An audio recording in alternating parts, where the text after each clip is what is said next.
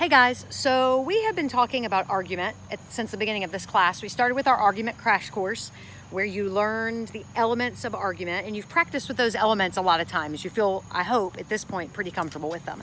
And then we moved on and we started looking at some more AP language specific things. And we talked about the rhetorical situation in PIMWAC. And you learned how for every text that we look at in this class, there is going to be a rhetorical situation attached. You should be able to PIMWAC any argument to kind of understand what's going on with it. That is so that you can write about it. You cannot analyze an argument unless you know who's talking, why they're talking, what the situation is, the context, all of that stuff.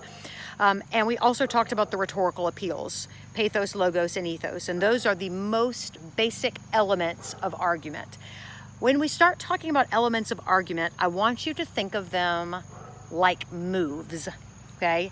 They're building blocks and they're moves. If you're playing a game, it's like making a move. So as you are building and crafting an argument, you are choosing the correct building blocks to go into it for the rhetorical situation. As you're analyzing an argument, you're considering the rhetorical situation and you're taking a look and seeing what building blocks the speaker used to create an argument appropriate for that situation. So that's kind of the skill that we're moving toward being able to do. Also, in order to do this sort of as an introductory thing, we have to start talking a little bit about style. The style in which writers write, because style is going to be important to you for two reasons in this class. One reason is because you are going to be expected to read something and to write about the moves that created its style, to write about the building blocks that contribute to the writer's style. The other reason that this is important is that in order to earn a sophistication point, which is that unicorn point floating out there, you are going to need to write with style. So we have got to start thinking about giving you the building blocks or giving you the moves so that you can create an argument appropriate for your rhetorical situation. So part of what we're going to do is first of all, back up a little bit and say, what is style? And if you were to look online at style, what you would see is lots of elements of style listed.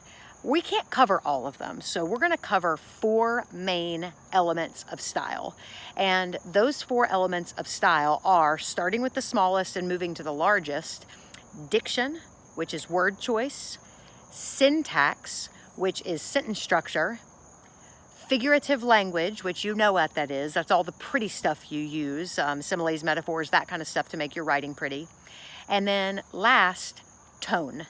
Tone is indeed part of an author's style, a speaker's style. It's why if you watch a lot of speeches given by the same person, they have a fingerprint, they have a tone, they have a style, and it is all of these things. It's their diction, it's their syntax, it's their figurative language, and it's their tone. You also probably have some favorite authors, and their books are probably similar in their styles. Again, similar in their word choice, their syntax or sentence structure, their figurative language, and their tones.